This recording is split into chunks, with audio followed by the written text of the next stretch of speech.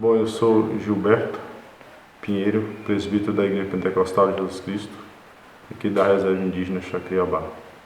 Nós vivemos aqui em uma tribo bastante, como se diz assim,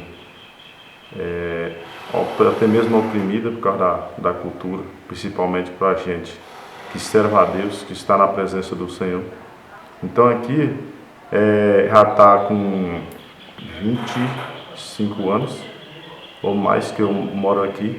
Na verdade eu nasci lá fora, meus pais e minha mãe nasceu aqui, só que rapidamente eu voltei para cá novamente. Eu fui acabar de criar aqui, na Reserva Indígena.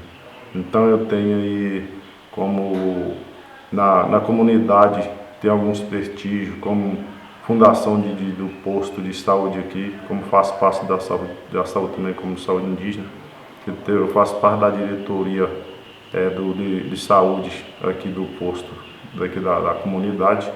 Então tem algumas apresentações na comunidade que é sobre a minha responsabilidade. Agora mesmo faço parte do Conselho de Saúde, tenho que ir em reuniões em Valadares, Brasília, tem que apresentar a comunidade em busca de projetos e bens para a saúde da população de Chacriabá. Em questão do Evangelho, foi uma luta, mas até que o Senhor tem nos ajudado. Porque quando nós iniciamos o Evangelho aqui, a gente passava muito tempo, passava por estrada e tinha que vir por outra. Se ia por uma, não podia voltar por aquela mesmo, porque lá tinha barreira na estrada. Inclusive, os irmãos participaram aqui da vigília, no dia de ontem, amanheceu hoje. Os irmãos da Catinguinha, nós enfrentamos muita barreira para conseguir abrir um ponto de pregação lá na aldeia deles. Porque nós chegamos lá já mais de 3 vezes, nós ia lá, era barrado na estrada, aí as pessoas colocavam, liderança de lá juntavam com algumas outras pessoas lá, e lá é uma comunidade que ela é muito oprimida. Lá tem pessoas que mexem com terreiro de macumba, com esse negócio que fala que é de pajé, então são muito oprimidos. E lá nós chegando lá, tinha escada no meio da estrada, parou o carro, saiu mais de 15 homens de dentro do mato com foice, machado na mão para poder nos atacar. Mas aí com conversa e diálogo, a gente foi conversando com eles, até Deus fez a obra e nós conseguimos passar. Só que esse dia não tem nem como ter o culto, mas nós fomos na casa lá do pessoal, somente para dizer que não foi, porque o rapaz lá que é a liderança, pessoa muito oprimida pelo mal. Mas e outros dias também, o irmão Mateus, que era o presbítero dessa igreja, foi que trouxe o ministério para cá, também passou por essa luta lá, de ser barrado na estrada. Eu também, já quando eu estou na direção aqui, quando eu tomei a direção da igreja, que já faz um bom tempo, se não me engano, acho que já uns quase 10 anos já na direção da igreja aqui, e tem enfrentado luta também. Um certo dia mesmo eu ia para lá, o pneu da moto furou o camadear aqui perto. Aí eu tinha outra moto, voltei, peguei a outra moto. Não era o carro que eu tinha. Aí eu tinha um carro, voltei e peguei o carro. Quando eu tornei sair na cancela, o carro começou a sair fumaça, cheiro de fumaça de dentro do carro. E aí eu voltei para trás, barrei, porque dois acontecimentos numa hora só, na mesma hora que ia para o culto. Aí eu voltei para trás e parei em casa. Quando passou mais ou menos uma semana, aí os irmãos de lá comentou que tinha um pessoal lá na estrada me esperando lá, eu com minha esposa, para poder cortar nós na foice, para não dirigir o culto lá. Então essa luta, ela foi muito grande aqui para o início do Evangelho aqui. Satanás, ele é atrevido, mas ela foi multiplicando através de outras pessoas que, inclusive até parente da esposa minha mesmo, que mexe com os terreiros de macumbaria. Tem pessoas de Belo Horizonte, Montes Claros, que vêm para aqui fazer esses despachos, e eles têm levantado novamente. A gente passa uma luta que é tão grande. Por exemplo, a gente que apresenta a saúde, se vai na reunião, porque tem que ir na reunião, a gente discute muito, tem curso para ele fazer, e essas pessoas, como cacique e liderança aqui na reserva, ou seja, na comunidade, ele tem os seus privilégios. Qualquer coisa que eu vou fazer daqui, de dar a palavra dele, de dar a conversa dele. Então eles, dando a conversa deles, hora outra, toca no Evangelho, fala que não deve estar certo, não deve ser desse jeito. Agora mesmo, uns 2 meses atrás, ele estava pensando, falando, até comentando, que teria que acabar com os evangélicos aqui dentro da reserva, porque o único povo que eles ainda estão vendo com união dentro da reserva são o povo evangélico. Então eles têm lutado. Um certo tio da minha esposa também, ele era um homem muito incrédulo também. Ele levantava muito contra o evangelho. Todas as reuniões que tinha, sempre ele comentava, ele e uma filha dele. Aí os irmãos ficou preocupados de querer, com medo de o plano dele dar certo. Eu falei, irmãos, não esquenta não, Deus vai fazer justiça, Ele vai fazer conforme a vontade dele, não a nossa, ou salvação ou repreensão. Aí, mais ou menos 1 mês, 2 meses, aconteceu um previsto lá que ele veio a falecer, que até hoje ficou o mistério da morte, que ninguém nem sabe como foi morto. Está a causa de um acidente, mas ninguém tem certeza, porque teve perfuração no corpo dele. Levou, não chegou a levar no VML não, só foi a mesma até em Itacarambi, e já voltou para poder fazer uma perícia certa. Então está aí o mistério do falecimento dele. E aí sempre as coisas vão acontecendo, a gente vai pondo na presença de Deus. E eu inclusive aqui, hoje já existem muitas igrejas aqui dentro da reserva, e isso tem facilitado muito, eu creio, porque hoje as pessoas todos os dias, todos 7 dias por semana e 30 dias por mês, o ano inteiro, tem o povo de Deus estão orando, buscando a Deus ao livramento da obra do Senhor aqui na reserva.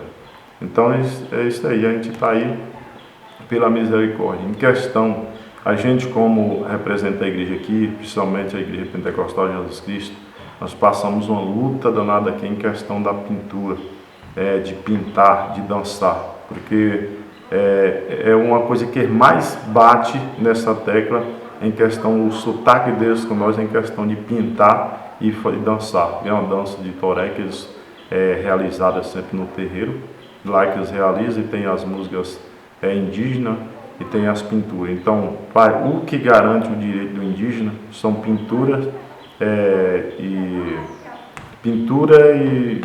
e o ritual. Só que como a gente conhece a Bíblia, não pode fazer isso, então eles ficam massacrando muito. E a gente ainda está aí, a obra está prosseguindo pela misericórdia de Deus mesmo, porque se fosse pela vontade deles, já não existia igreja aqui hoje mais na reserva, porque já tinha acabado, simplesmente por causa desses costumes que tem aqui. A questão indígena, ser índio é uma coisa até mesmo meio complicada, porque ser índio tem muita coisa que é tocada pelo espírito mal, em questão o Deus mesmo daqui da reserva, o qual eles conhecem como um Deus, é Tupã, é Deus Tupã. Então muitas das vezes as pessoas dizem que acreditar em um Deus, até mesmo se olhar numa parede, num pé de árvore, você dizer que é Deus, é Deus. Então em questão da cultura, é isso aí, as pessoas eles são muito usadas pela parte do mal. Na verdade, as pessoas hoje aqui, antes tinham as pessoas mais velhas aí, que mexia eles diziam que era curador, que era pajés, dar medicamento às pessoas, só que isso foi espalhando e hoje virou muito aí. Hoje existem professores de cultura, dentro de cada aldeia tem seus professores de cultura, e eles têm se empenhado muito. Inclusive eu tenho até uma prima também, que ela é professora de cultura, uma mulher contra, que só Jesus para ter misericórdia. Eles envolvem muitos negócios de centros aí, dizendo que é cultura indígena, só que eles estão cegos, porque eles envolvem, como se diz, em espiritismo, dizendo que é uma cultura indígena. Eles nem percebem essas coisas. Então isso aí é a luta que as pessoas passam. Em questão da língua, que é da língua Xacriabá, a gente tem perdido muito, como eu já falei no início, em questão da mistura. O povo misturando muito e foi perdendo, acostumando muito com a língua portuguesa, e muitas das vezes a gente fala pouco. E inclusive tinha até um indígena daqui que estava estudando fora para resgatar a língua Xacriabá todinha novamente, e até hoje, não sei, acho que ainda não formou, ainda não pareceu, que ia voltar para a reserva para poder dar aula língua Chacriabá. Então isso é uma das coisas que a gente não tem assim tanta palavra como conhecimento da nossa língua, que perdemos também por causa da mistura. Aqui foi na verdade, para poder resgatar essa terra que estava na mão do fazendeiro.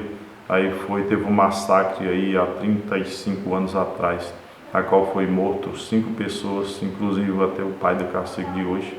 Então foi uma luta tão grande, foi uma guerra que naquela época, aqui mesmo, a maior parte, todos os irmãos desses mais velhos, todos eles participaram. Naquela época que andava 1.000, 1.500, 2.000 homens nas estradas, nas fazendas, retirando os fazendeiros daqui para poder ter o seu direito de moradia. Se não fizesse assim, hoje ninguém tinha um pedaço de terra aqui para poder morar. Então, em questão de falar, às vezes em Chacriabá, talvez os irmãos cheguem em algum lugar, uma pessoa não vai falar isso porque a pessoa não vai saber o que é essa palavra. Mas, como por exemplo, se os irmãos for chegar aqui e eu falar assim, irmãos, de Arrapuxá. Os irmãos, o dia que eu fui em Montes Claros, eu falei isso, os irmãos ficam assim, o que ele falou? O que ele falou? De Arrapuxá, irmão. De Arrapuxá o quê? Vamos sentar, chega, vamos sentar. De Arrapuxá, vamos sentar. A pessoa chega em tua casa, às vezes chega em casa, aí às vezes você não quer falar com a mulher, se tem comida aí, para a pessoa não saber o que é, tem comida aí para nós comer, tem jacaru, tem comida?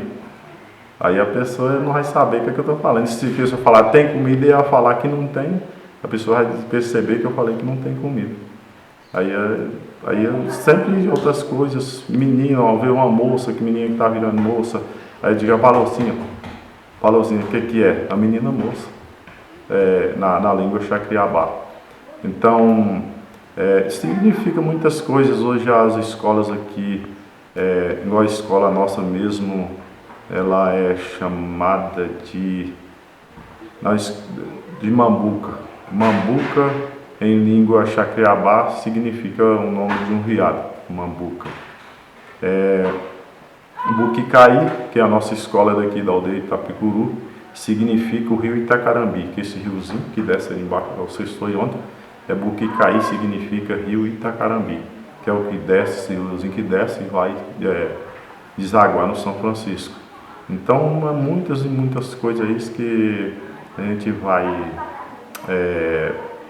resgatando uns poucos aí, sempre a gente está estudando também. Eu acabei agora mesmo, minha idade já bem avançada, por bem dizer, porque pela idade que eu formei, já está com 3 anos agora, que eu estou com 39 anos, e formei em 2016 o ensino médio. Não fiz importância quando era, talvez mais novos, e agora depois de constituir família, Deus abriu essas portas, um bom emprego para mim. Bom emprego assim, que é em questão de... Eu trabalho só uma vez por semana, 4 vezes por mês. E quando eu apresso, só dá 2 vezes por mês. Eu vou no posto uma vez por semana e é o meu serviço. E Deus tem abrido as portas aí, tem preparado tudo para a gente está aí para fazer aí a obra do Senhor enquanto Ele nos dá oportunidade, sem temer o mal. Que Deus vai nos abençoar em nome de Jesus. Sim, presbítero Gilberto. E mudando um pouquinho, quanto à questão das operações de Deus aqui, os milagres, as curas que o Senhor Jesus tem operado aqui no meio da aldeia, conta aí algumas coisas que Deus tem feito para a gente. Irmãos, Deus tem feito grandes coisas aqui. Aquele irmão, nós lá no culto dele, lá na aldeia Prata, ele tinha um primo dele que estava com uma criança que tinha 3 anos, e esses 3 anos nunca tinha sabido o que era nem sentar, deitado, ou melhor dizendo, sentava um pouco, mas não era aquele sentado firme, só deitado, a maior parte era deitada, já uma criança de 3 anos já grande. Aí o pai da criança, como conhecia, que é primo dele, pediu para fazer uma campanha na igreja. Nós fizemos a campanha de 7 dias, durante os 7 dias a criança não recebeu a bênção. Então eu falei para ela, vocês não esmurecem, não desacreditam. Na hora de Deus, Deus vai fazer o milagre. Quando passou mais ou menos um mês, por aí 40 dias, a criança começou a levantar e hoje já está caminhando para a glória de Deus. Esse ano já vai começar a estudar já. O filho de irmão Bartião, que mora próximo ali, que vocês passaram lá para entregar a máquina, e aquela criança viveu 3 meses do dia que nasceu, durante 3 meses, chorando dia e noite sem parar. De noite, a criança Já tinha, acho que ele não pesava mais nem um quilo, sei lá, de tão magro que estava. O tanto que ele roncava, tanto que o choro dele era um ronco que você nem entendia como era humano, de tão feio que estava. Aí foi um dia de sexta-feira, sempre é o dia que eu prego aqui. Aí ela escutou, começou o culto, ela naquele desespero falou para o Bart, vamos lá na igreja. Aí ela disse que já estava querendo vir, mas não chamou ela. Aí ela chamou para vir e disse, então vamos. Aí quando ela chegou aqui, que esse menino chorando aí, de um nada, eu falei, não, vem aqui, vamos fazer uma oração para esse menino. Eu 3 meses, do dia que nasceu até o dia que eu veio aqui, nunca tinha parado de chorar. Mamava e muitas vezes não segurava no estômago, o leite voltava, e isso era choro, isso todo o tempo. Aí eu fiz a oração para ele e disse, irmãos, Deus vai fazer uma obra na vida dessa criança. Aí na mesma hora que ele saiu daqui, deitou o menino, e sim, não dormia também não. Além de não comer, ainda não dormia, de noite também. Deitou o menino, quando foi no outro dia, 8 horas, ele lembrou do menino. Ué, mas qual é o menino, igual se o menino morreu? Porque o menino não dormia, não comia. Aí quando ele chegou lá, o menino estava respirando. Desse dia o menino foi acordar, acho que 9 ou 10 horas da manhã. E a partir desse dia começou a alimentar. E ontem mesmo estava aí na vigília aí, para para baixo aí, caminhando aí. E são essas bênçãos. Eu e minha esposa, foi uma visita na casa do irmão Cesar, onde é que nós estávamos, novamente falando. Uma visita. Aí eu chegamos de lá mais ou menos 10h30 da casa dele. Quando nós chegamos lá, acabamos de deitar, bateu na porta de casa aí, um cunhado meu. Tinha a esposa dele e uma cunhada dele, que estava num jogo aqui em outra aldeia que chama Sapé. Aí estava no jogo de mulheres aí, foi embora. Aí quando foi 7 horas, o diabo manifestou nelas, já próximo da casa dela lá, e já pensou de 7 horas até meia-noite. Eles ficaram lá tentando, pensando que era alguma doença, e até que eles chamaram o irmão dela, da esposa dele, que é o cunhado dele, que é meu cunhado também, que a mulher dele é irmã da minha esposa. Aí chamou o menino, como ele já sabia o que era, porque eu já tinha lá na casa dele expulso um demônio da própria irmã dele também, que é a cunhada minha que vivia oprimida, depressiva. Aí ele foi lá, olhou. Aí ele disse, não, isso aqui não é doença não. Isso aqui é um espírito. Vai lá na casa de Gilberto, chama ele lá. Aí eu chegou com o cunhado aí, Gilberto, Elias, se você fosse lá orar para a mulher dele lá e para a Luciane, que é minha esposa, que tem um trem dela lá. Eu falei, tá bom, eu vou lá. Aí, como não tinha meu irmão mais próximo para chamar, tinha um pai, mas o pai estava dormindo, e mais velhos também aí, a força está meio acabada, já não aguenta mais essa jornada, e tinha que andar rápido. Aí eu chamei minha esposa, nós dois, bora lá. Quando eu cheguei lá no deserto, lá tinha 3, aí já estava, era 11h30 da noite, nessa hora, chegando meia-noite já. Tinha 3 pessoas por excesso de demônio, né, no meio da estrada, grito por tudo quanto é lado. E os outros estavam segurando, porque um ia segurar e um passava para o outro. E quando nós chegou, ele começou, como cheguei, mas minha esposa começou a ficar desesperada. Você já vem Gilberto, você está pensando que eu vou sair daqui? Você está pensando que foi da outra vez que eu estava nela, você me expulsou de lá, hoje eu não saio não. Eu disse, você vai sair em nome de Jesus. Daí nós estava lá, inclusive tinha umas meninas lá, não sei se era da Mundial, ou se era, tinha umas que eram desviadas. Aí começou a hora que eu comecei a orar, tem pessoas católicas também, como eu ia falando, eles iam copiando o que eu ia falando, tipo expulsando o demônio das pessoas que estavam lá no chão também. E aí tinha 3, 2 mulheres e um rapazinho também. Aí oramos por ele lá, Deus fez a obra na hora, Satanás saiu. Aí para ter uma questão de segurança, aí estava bem próximo da casa dele, mais ou menos uns 6 quilômetros. Eu disse, olha, nós vamos na casa dos meninos lá, levar eles lá. E aí, se não acontecer nada, aí nós voltamos embora. Aí fomos na casa deles, levamos lá, chega lá, deixamos lá e nós vamos embora. Aí quando foi no outro dia, eu retornei lá novamente, para ver como é que estava lá. Aí uma dessas pessoas, que era o rapazinho, o Satanás tornou pegar a tarde outra vez. Aí chegou um irmão dele, lá onde é que eu estava, na casa do meu cunhado, falando, você nem soube falar. Você que bichador nas mulheres ali ontem? Você que bichador nas mulheres. Aí eu disse, tem dia que vai falar que se eu expulsei o demônio das mulheres, não sabia o que era. Eu disse, foi eu. Meu irmão tá lá, sei lá, tem uns treinos lá, vai lá orar por ele lá. Estava na escola estudando, isso eram 5 horas da tarde. Aí ele saiu da escola, trouxeram ele para casa dele, eu vinha com ele lá, destaca para casa dele, deitou na cama dele, e o pior que estava eu só, e o demônio era violento.